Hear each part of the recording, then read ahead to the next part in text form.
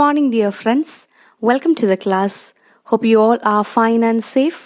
Let's unravel the mysteries of the origin of tragedy in Greece, or the ancient drama. We are moving on with Aristotle. In the last class, we had seen the origin of tragedy. Tragedy, the word, its origin, it means goat song. So during the festival of Dionysius, they had sacrificed goats as well as they had sung songs praising this deity or worshipping Dionysius. And in that time, they had used two kinds of song. One is regarding hymns or as well as panegyrics, that is praises of famous men, as well as pleasure-giving songs or phallus songs. And the last class we had seen from these hymns there came epic, and from epic there emerged tragedy.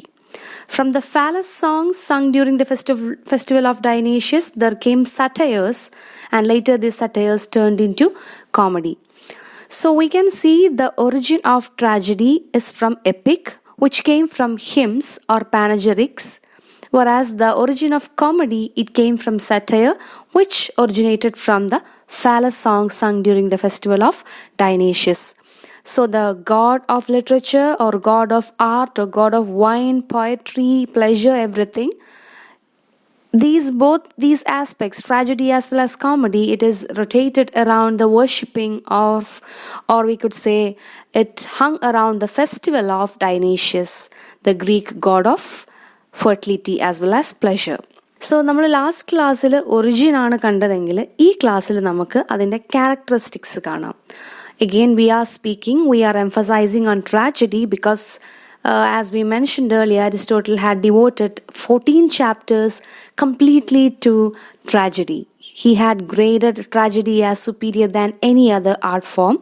Tragedy, which is a stream or which is a branch of poetry itself.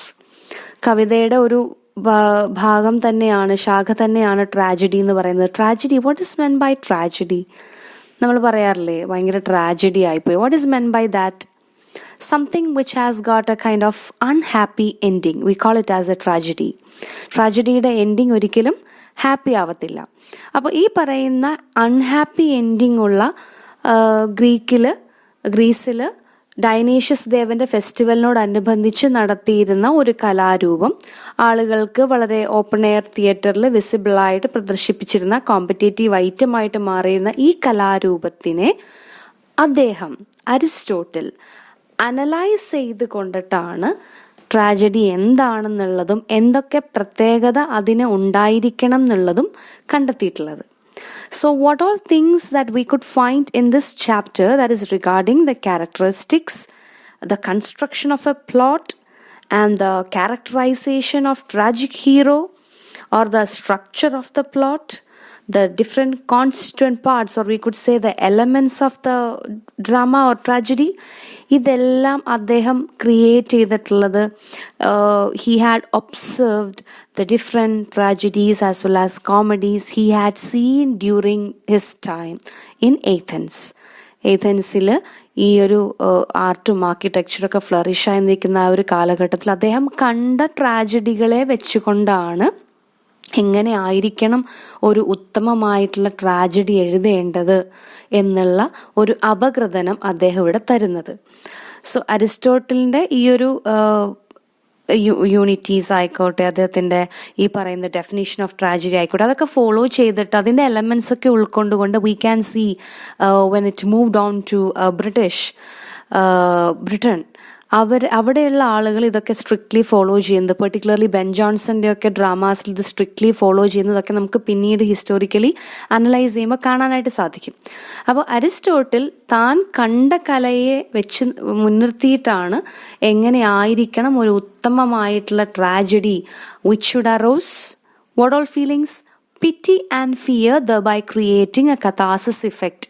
ഒരു cleansing effect കൊടുക്കുന്ന വളരെ fruitful ആയിട്ടുള്ള പിറ്റിയും ഫിയറും എന്ന് പറയുന്ന രണ്ട് ഇമോഷനെ arouse ചെയ്യുന്ന tragedy എങ്ങനെ രചിക്കാം, എന്താണ് അതിൻ്റെ പ്രത്യേകതകൾ എന്ന് അദ്ദേഹം പറയുന്ന ഭാഗമാണ് നമ്മൾ ഇന്ന് ഡിസ്കസ് ചെയ്യുന്നത്. അത് അദ്ദേഹത്തിൻ്റെ കാഴ്ചപ്പാടുകളും അദ്ദേഹത്തിൻ്റെ കീൻ ഒബ്സർവേഷൻസിനെയും ബേസ് ചെയ്തിട്ടാണെന്നുള്ളത് മറക്കരുത്. Okay, So we can go on to the very definition of tragedy. This is a definition that you have to take with you for your lifetime journey.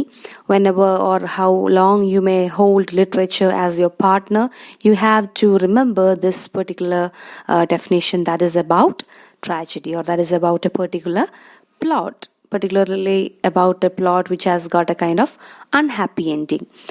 And we can analyze the different art form, especially the visual art forms that we see around us using this analysis or definition made by Aristotle.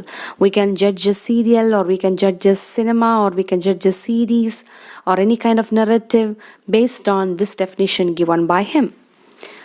What is the definition of tragedy, or what is tragedy according to Aristotle?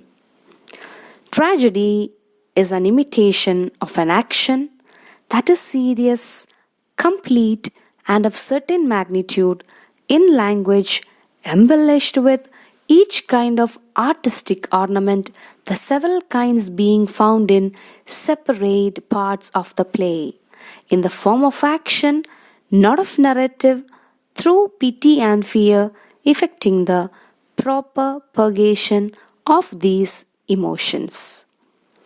എന്താണ് ഇവിടെ പറയുന്നത്? ഒരുപാട് കാര്യങ്ങളെ വളരെ ഒരു ക്യാപ്സ്യൂളാക്കിയിട്ടുള്ള ഒരു ഡെഫിനിഷനാണ് നമ്മളിവിടെ കാണുന്നത്. ഇനി നമ്മൾ ഇതിനെ ഒന്ന് അൺഫോൾഡ് ചെയ്തിട്ട് ഇതിൻ്റെ താഴെ വരുന്ന ഭാഗങ്ങളിലൊക്കെ കാണാനായിട്ട് സാധിക്കും. What is tragedy? എന്താണ് ട്രാജഡിയെക്കുറിച്ച് അരിസ്റ്റോട്ടലിൻ്റെ കാഴ്ചപ്പാട്? Tragedy is an imitation of an action. First of all എന്താണ് പറഞ്ഞിരിക്കുന്നത്? നമുക്കിതിനെ ബ്രേക്ക് ചെയ്ത് bit by bit we can nibble it bit by bit. So the first part shows what kind of thing is tragedy. Tragedy is an imitation of an action. ആക്ഷൻ്റെ imitation ആണ്. എന്താണ് action എന്ന് പറയുന്നത്? എന്താണ് action എന്ന് ഉദ്ദേശിക്കുന്നത്? എന്താണ് imitation എന്ന് പറയുന്നത്? സാധാരണ കവികൾ എന്താണ് ചെയ്യുന്നതെന്നാണ് പറഞ്ഞത്? They are imitating the life they are seeing around. അവരുടെ ചുറ്റും കാണുന്ന ജീവിതത്തിൽ, literature as a whole we can see that literature reflects life. ചുറ്റും കാണുന്ന ജീവിതങ്ങളെ ഒക്കെ പകർത്തുകയാണ് സാഹിത്യം ചെയ്യുന്നത്. അപ്പോൾ ഒരു കവി, ഒരു കലാകാരൻ, അയാൾ എന്താണ് ചെയ്യുന്നത്? ചുറ്റും കാണുന്ന ആ ഒരു ലൈഫിനെ തൻ്റെ കലാസൃഷ്ടിയിലൂടെ പുനരാവിഷ്കരിക്കുകയാണ് ചെയ്യുന്നത്. So he is kind of imitating the life around him. So there is A life in it and it is N action. Tragedy is an imitation of an action, something that is happening in the life. Life എന്ന് പറയുമ്പോൾ അവിടെ action ആണുള്ളത്, അവിടെ movement ഉണ്ട്. There is a kind of movement. And one more thing you have to note is that ഇവിടെ tragedy is an imitation of an action എന്ന് പറയുമ്പോൾ undertone ആയിട്ട് we can get the idea that epic, which was considered a much greater art for different philosophers of the same period, particularly his master Plato, who had considered epic superior than tragedy, whereas his pupil Aristotle had graded tragedy as superior to epic. ഗുരുവിന് ലിറിക്കായിട്ടുള്ള poetry ഇടകലർന്ന് വരുന്ന എപ്പിക്കിനെയാണ് കൂടുതൽ ഇഷ്ടമെങ്കിൽ ശിഷ്യനായിട്ടുള്ള അരിസ്റ്റോട്ടലിന് ട്രാജഡിയെയാണ് എപ്പിക്കിനെക്കാട്ടിലും ഹയറായിട്ട് grade ചെയ്യുന്നത്. അതിൻ്റെ ഒരു റീസണാണ് ഈ first പറയുന്ന ഫ്രേസിൽ കാണുന്നത്. ആ വേർഡിലൂടെ പ്രകടമാകുന്നത് imitation of an action. EPIC എന്ന് പറയുന്നത് എങ്ങനെയാ? പുസ്തകത്തിലാണ്, അല്ലെങ്കിൽ ഓറലിയാണ്. അത് പാട്ട് പോലെയാണ്. അതിൽ എന്തില്ല? ആക്ഷൻ ഇല്ല. there is no kind of performance there. And drama or tragedy is meant for staging, perform ചെയ്യാനായിട്ടുള്ളതാണ്. നാടകം എന്ന് പറയുമ്പോൾ നമ്മൾ ആ ഒരു ലൈഫ് തട്ടിൽ കാണുകയാണ് ചെയ്യുന്നത്. രണ്ടാളുകൾ തമ്മിൽ സംസാരിക്കുമ്പോൾ എങ്ങനെയായിരിക്കും, അവർ തമ്മിൽ ഫൈറ്റ് ചെയ്യുമ്പോൾ എങ്ങനെയായിരിക്കും. ഇപ്പോൾ റിയലിൽ കാണുന്നതിൻ്റെ ഒരു കോപ്പിയാണ് ഇവിടെ കാണുന്നത്, സ്റ്റേജിൽ കാണുന്നത്. So that is a kind of imitating an action with life, അല്ലേ, with a life in it. So action, he means that all kinds of human activities, including deeds, thoughts and feelings, എല്ലാ തരത്തിലുള്ള മനുഷ്യൻ്റെ ആക്ടിവിറ്റീസും, എല്ലാ തരത്തിലും മനുഷ്യൻ പ്രകടിപ്പിക്കുന്ന ക്രിയകളും എന്തിൽ ഉൾക്കൊണ്ടിരിക്കുന്നു? ട്രാജഡിയിൽ ഉൾക്കൊണ്ടിരിക്കുന്നു. അവന്റെ വിചാരങ്ങൾ, അവന്റെ മാനസികമായിട്ടുള്ള വ്യാപാരങ്ങൾ, അവന്റെ തോട്ട്സ് എല്ലാം എന്തിലൂടെ പ്രകടമാണ്? ട്രാജഡിയിലൂടെ പ്രകടമാണ്. And it is a kind of serious action because it shows or it arouses the feeling of pity and fear. We had seen that the stories or the narrative that shows trivial actions of men, that is called as comedy. Silly ആയിട്ടുള്ള കാര്യങ്ങൾ, ലഘുവായിട്ടുള്ള കാര്യങ്ങൾ, മീൻ ആയിട്ടുള്ള കാര്യങ്ങൾ അവതരിപ്പിക്കുന്നതിനെ comedy എന്നാണ് വിളിക്കുന്നത്. whereas those plays that exhibits graver spirits, very serious ആയിട്ടുള്ള purification, purgation ഒക്കെ create ചെയ്യുന്ന പ്ലേസ്, അതെങ്ങനെയുള്ള പ്ലേസ് ആണ്? സീരിയസ് ആയിട്ടുള്ള പ്ലേസ് ആണ്. A tale of suffering that excites pity and fear. And complete means it is self contained. ഒരു നാടകം എന്ന് പറയുമ്പോൾ അതിൽ ഒരു എപ്പിക് എന്ന് പറയുമ്പോൾ അതിൽ ഒത്തിരി കഥയും കഥാപാത്രങ്ങൾ ഇങ്ങനെ ചുരുളഴിയുമ്പോൾ ഇങ്ങനെ ഒത്തിരി കഥാപാത്രങ്ങൾ വരും. Because its limit is not bounded. വളരെയധികം എക്സ്പ്രസീവായിട്ട് എത്ര പേജസിൽ വേണമെങ്കിലും നമുക്ക് ഈ പറയുന്ന എപ്പിക് രചിക്കാം. അതേസമയം നിശ്ചിത സമയത്തിനുള്ളിൽ നിശ്ചയിക്കപ്പെട്ടിട്ടുള്ള അല്ലെങ്കിൽ ആവശ്യമുള്ള കാര്യങ്ങളെ മാത്രം എടുത്ത് കാണിക്കുന്ന ഒന്നായിട്ടാണ് നമുക്ക് ട്രാജഡിയെ കാണാനായിട്ട് സാധിക്കുന്നത്. So tragedy works under time limit. ആ ടൈം ലിമിറ്റിൽ എന്തൊക്കെ എലമെന്റ്സ് പറയാനുണ്ടോ അതിനെയൊക്കെ പൂർണ്ണമായിട്ട് അവതരിപ്പിക്കാനായിട്ട് എന്തിനു സാധിക്കണം? ട്രാജഡിക്ക് സാധിക്കണം. With a beginning, middle and an end. ഒരു തുടക്കവും ഒരു മിഡിൽ പാർട്ടും ഒരു എൻഡിങ്ങും അതിനുണ്ടായിരിക്കണം. ഇനി എന്താണ് ഈ ഒരു ബിഗിനിങ്, മിഡിൽ ആൻഡ് എൻഡ് എന്നുള്ളതും കൂടെ ഇവിടെ ചേർക്കുന്നുണ്ട്. What does it mean by beginning? Beginning means it should tell the basic or what is about to happen എന്നുള്ളതിൻ്റെ ഏറ്റവും, എന്താണ് ഈ കഥ എന്നുള്ളതിൻ്റെ ഏറ്റവും ഇൻട്രൊഡക്ഷൻ പാർട്ട് നമുക്ക് കിട്ടുന്നത് എന്തിൽ നിന്നാണ്? ആ കഥയുടെ സ്വഭാവം എന്താണ്? ആ കഥ ഇപ്പോൾ ഒരു സിനിമ കാണുമ്പോൾ ആ സിനിമ ഒരു റൊമാൻറ്റിക് മൂവി ആണോ, അല്ലെങ്കിൽ ഒരു ഫാമിലി സ്റ്റോറി ആണോ, ഒരു മെലോ ഡ്രാമയാണോ, അല്ലെങ്കിൽ ഒരു ഹൊറർ ഫിലിം ആണോ, അല്ലെങ്കിൽ ഒരു ത്രില്ലർ മൂവി ആണോ എന്നുള്ളത് അതിൻ്റെ ഫസ്റ്റത്തെ കുറച്ച് ഭാഗം കാണുമ്പോൾ തന്നെ നമുക്ക് മനസ്സിലാക്കാൻ സാധിക്കും. അല്ലെങ്കിൽ ആ കഥയിലെ പ്രധാനപ്പെട്ട ആൾക്കാരെയൊക്കെ എക്സിബിറ്റ് ചെയ്യുന്നത് ഏത് ഭാഗത്തായിരിക്കും? അതിൻ്റെ ബിഗിനിങ് പാർട്ടിലായിരിക്കും. ഹീറോയുടെ എൻട്രി, ഹീറോയിൻ്റെ എൻട്രി, ഹീറോയുടെ ഏറ്റവും വേണ്ടപ്പെട്ട ആളുകൾ, അച്ഛനമ്മ, അല്ലെങ്കിൽ ഒരു ഫ്രണ്ട് സർക്കിൾ, അല്ലെങ്കിൽ അദ്ദേഹത്തിൻ്റെ നാട്, വാട്ട് എവർ ഇറ്റ് ഈസ്. കഥയുടെ സ്വഭാവം എന്താണ് എന്നുള്ളതിൻ്റെ, എന്തിനെക്കുറിച്ചാണ് ഈ കഥ പറയുന്നത് എന്നുള്ളതിൻ്റെ, ആരൊക്കെയാണ് ഇതിൽ വരുന്നത് എന്നുള്ളതിൻ്റെ, ഏത് സെറ്റിങ്ങിലാണിത് നടക്കുന്നത് എന്നുള്ളതിൻ്റെ ഒക്കെ ഏറ്റവും പ്രൈമറി ആയിട്ടുള്ള ഡീറ്റെയിൽസ് ഏത് ഭാഗത്ത് നമുക്ക് കാണാനായിട്ട് സാധിക്കും? ബിഗിനിങ് പാർട്ടിൽ കാണാനായിട്ട് സാധിക്കും. So a beginning is that before which the audience or the reader does not need to be told anything to understand the story. ആ ഒരു ബിഗിനിങ് കണ്ടു കഴിഞ്ഞാൽ ഓഡിയൻസിന് എന്താണ് ഈ പറയുന്ന സംഭവം എന്നുള്ളതൊക്കെ വ്യക്തമായി മനസ്സിലാകുന്ന വിധത്തിലായിരിക്കണം ഒരു ബിഗിനിങ് ക്രിയേറ്റ് ചെയ്യേണ്ടത്. അതിനും അപ്പുറത്തേക്ക് ആ ഒരു വ്യക്തിക്ക് മനസ്സിലാകാത്ത വിധത്തിൽ പിന്നെയും വിശദീകരിച്ച് കാര്യങ്ങൾ പറഞ്ഞു കൊടുക്കേണ്ട അവസ്ഥയിലേക്കാണ് ആ ഒരു ഡ്രാമ ഓർ ആ ഒരു ഫിലിം പോകുന്നതെങ്കിൽ it means that the beginning is not well constructed. ഏതെങ്കിലും ഒരു ഭാഗം മോശമായാൽ തന്നെ നമ്മൾ ചിലപ്പോൾ, for example, there is a kind of practice in our country in which we can see intermission in മൂവീസിൽ നമുക്ക് ഇന്റർമിഷൻ കാണാനായിട്ട് സാധിക്കും. ഫസ്റ്റ് ഹാഫും സെക്കൻഡ് ഹാഫും നമ്മൾ പറയും. So it's colloquial to say in the view point of a watcher, if you would say that okay, first half okay ആയിരുന്നു, second half ഭയങ്കര lagging ആയിരുന്നു, ഓർ ഫസ്റ്റ് ഹാഫ് ഭയങ്കര ലാഗിങ് ആയിരുന്നു ബട്ട് സെക്കൻഡ് ഹാഫ് പൊരിച്ചു. So എല്ലാ ഭാഗവും important ആണ്. ഒരു പ്ലോട്ട് ക്രിയേറ്റ് ചെയ്യുമ്പോൾ, ഒരു കഥ ക്രിയേറ്റ് ചെയ്യുമ്പോൾ ആ കഥയുടെ എല്ലാ എലമെൻറ്റും ഇമ്പോർട്ടൻ്റ് ആണ്.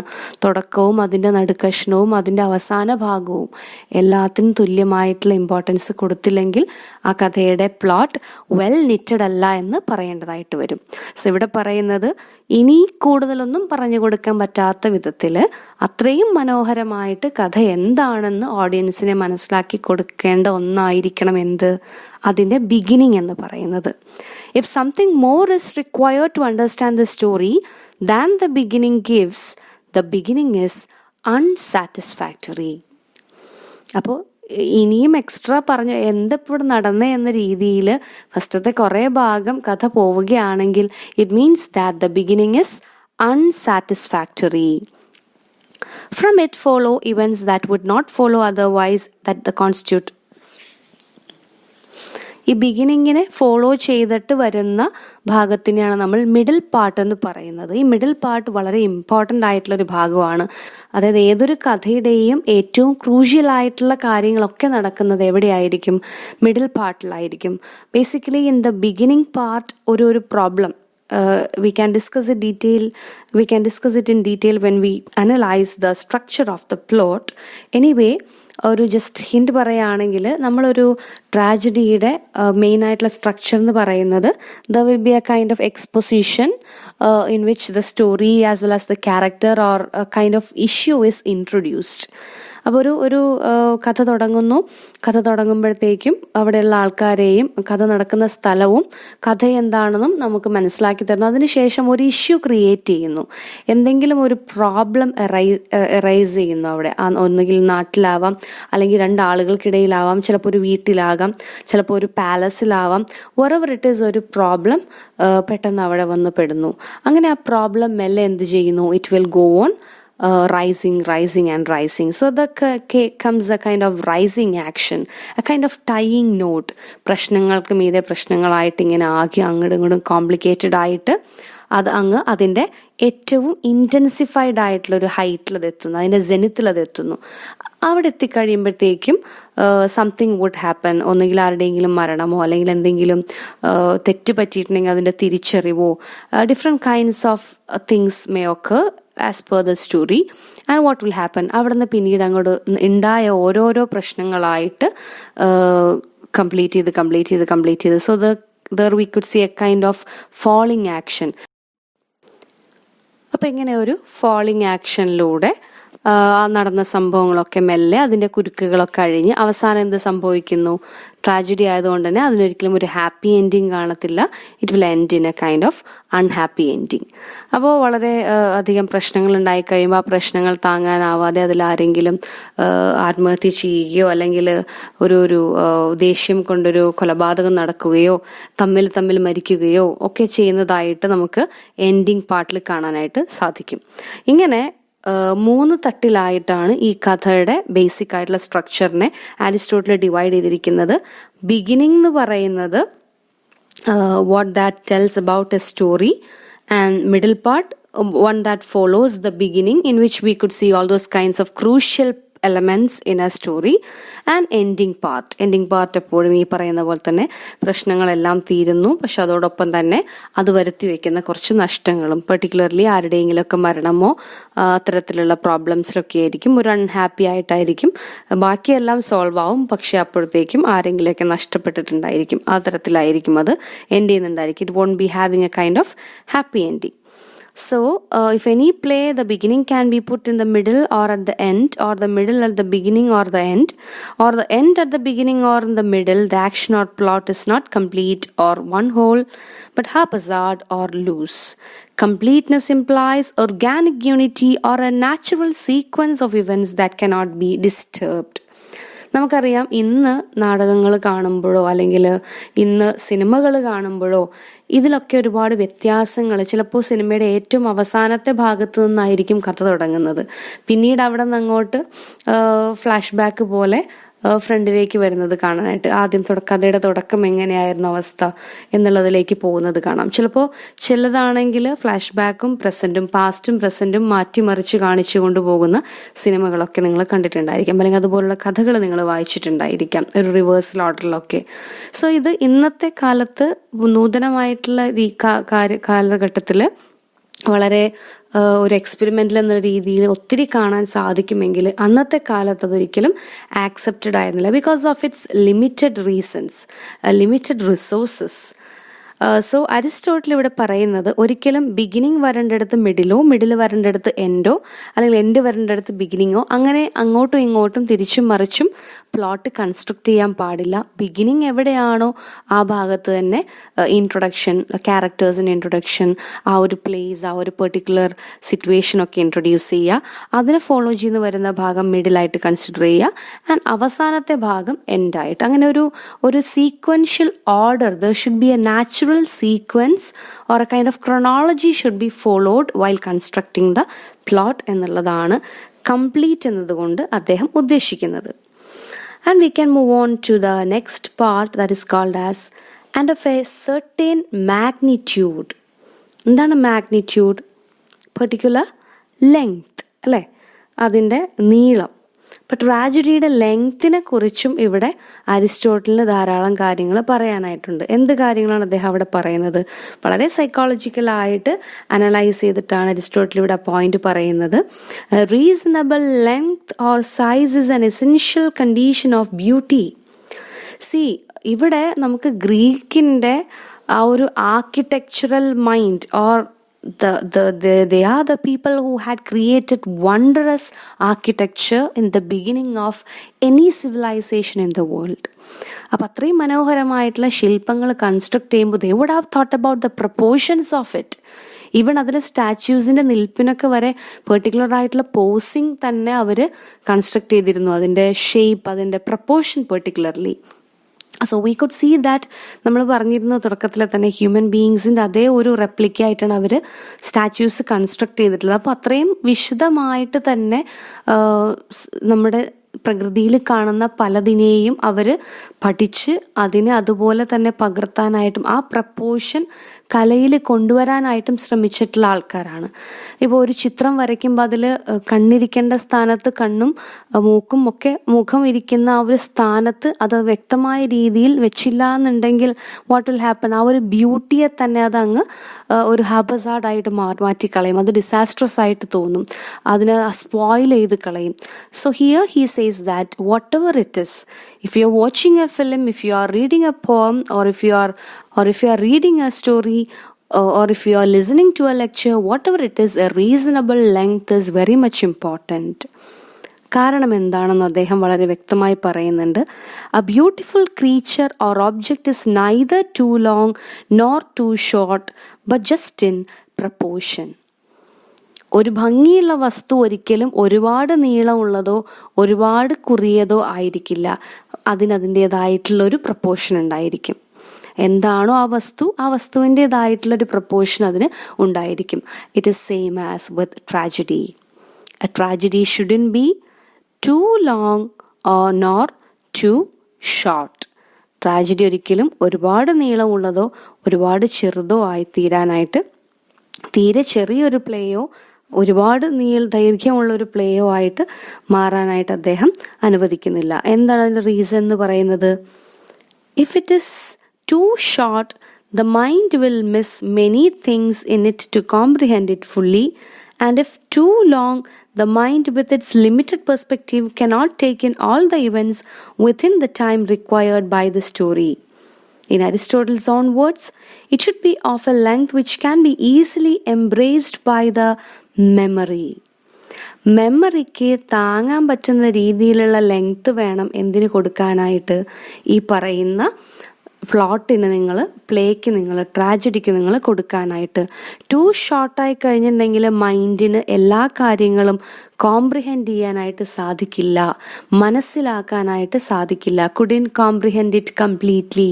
ടു ലോങ് ആയി കഴിഞ്ഞാലോ what will happen? The mind will miss many things. കുറേ കാര്യങ്ങൾ ആദ്യം പറഞ്ഞത് മറന്നുപോകും, പിന്നെ പറഞ്ഞത് എന്തൊക്കെയോ ചില കാര്യങ്ങൾ മാത്രം ഓർമ്മയിൽ നിൽക്കുള്ളൂ. സോ ഓർമ്മ, memory is very much important.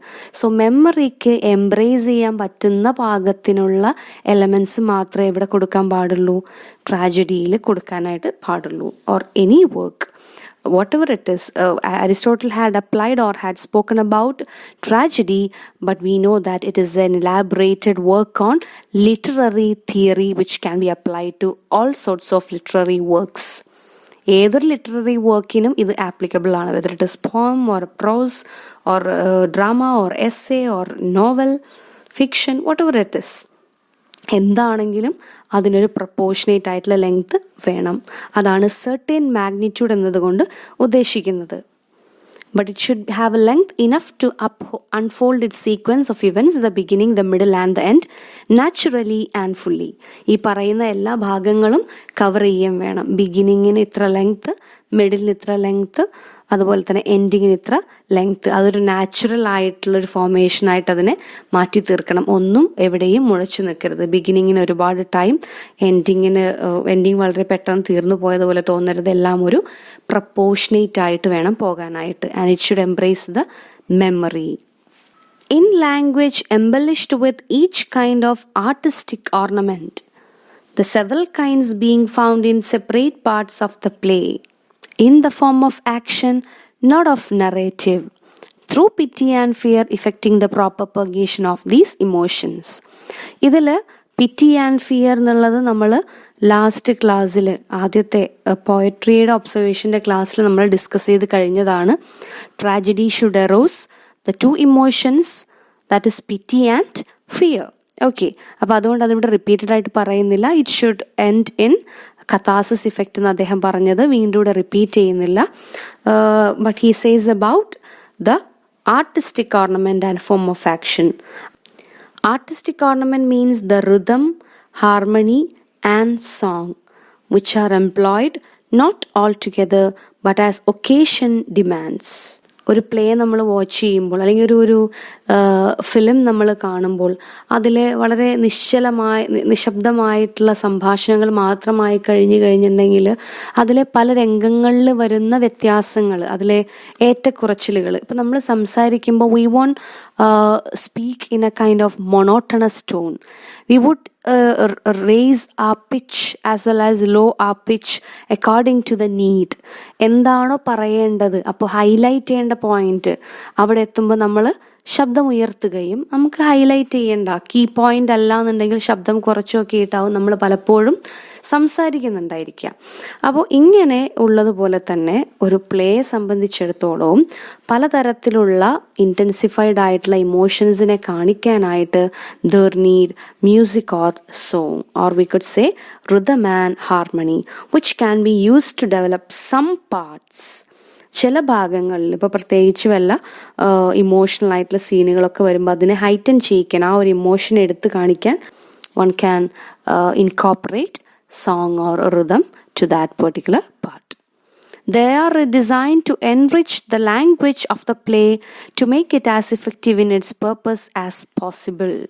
See, this rhythm, harmony and song means not only the song but also the language used by the different characters. അതിലെ ക്യാരക്ടേഴ്സ് ഉപയോഗിക്കുന്ന ആ ഡിഫറെൻ്റ് ആയിട്ടുള്ള വേർഡ്സ്, അവരുടെ സംഭാഷണങ്ങളും വളരെയധികം ഇമ്പോർട്ടൻ്റ് ആണ്. അതിൻ്റെ ഭംഗിയും കൂടെ അതിലെ language embellished with each kind of artistic ornament, very beautiful, very decorative language. ഒരു മനോഹരമായിട്ടുള്ള ഒരു പ്രകൃതി ദൃശ്യത്തെയോ ഒക്കെ വർണ്ണിക്കുമ്പോൾ അത്രയും രസകരമായിട്ടുള്ള വാക്കുകൾ ഉപയോഗിച്ചുകൊണ്ട് വർണ്ണിക്കാനായിട്ടൊരു റൈറ്റർക്ക് കഴിഞ്ഞിരിക്കണം. Through what medium? Through the discourse of language.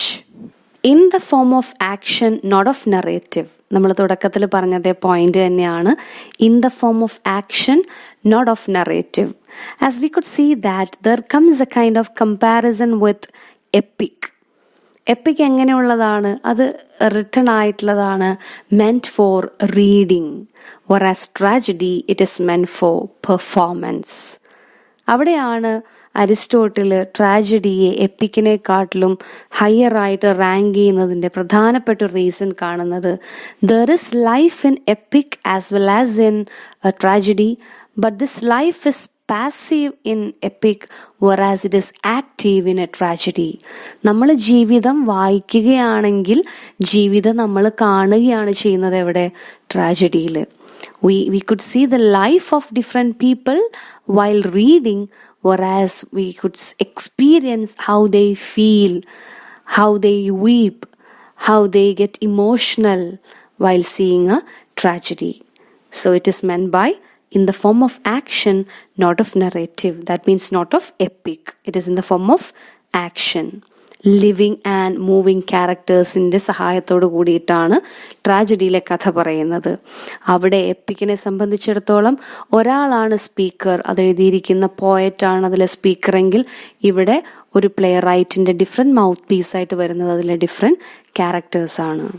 And we could see that in the narrative, in the epic, we could see the poet, whereas in a drama or in a play, we couldn't find the playwright.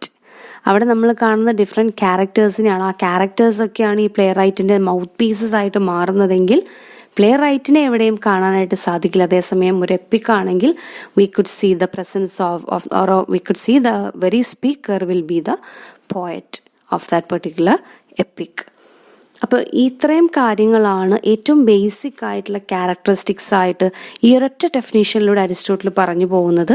Tragedy is an imitation of an action that is serious. That means all kinds of action, human thoughts, human deeds, his activities, feelings, everything, as well as it is serious. It speaks about the noble life or of the graver spirits and all that.